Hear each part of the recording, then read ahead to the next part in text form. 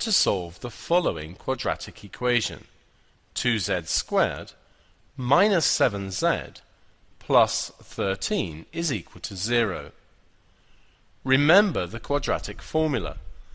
For ax squared plus bx plus c is equal to 0, x is equal to minus b plus or minus the square root of b squared minus 4ac, all divided by 2a. Applying this to our equation, we get that z is equal to 7 plus or minus the square root of minus 7 all squared, take away 4 times 2 times 13, all divided by 2 times 2. Calculating, this gives us 7 plus or minus the square root of 49,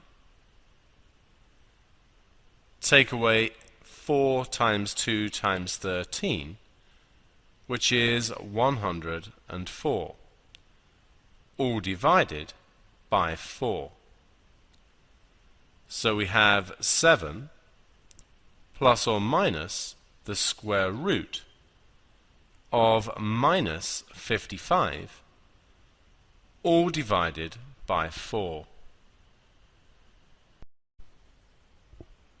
Square root of minus 55, using our knowledge of surds, can be written as the square root of minus 1 times the square root of 55. The square root of minus 1 is, of course, I.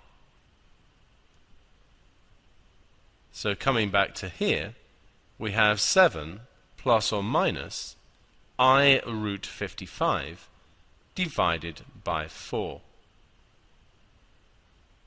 So z is going to be 7 over 4 plus I root 55 over 4,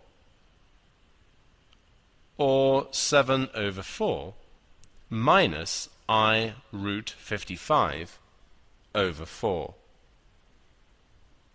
Note once again that our roots are a conjugate pair. If the coefficients of a polynomial are real, and we have one complex root, then its conjugate is also always a root.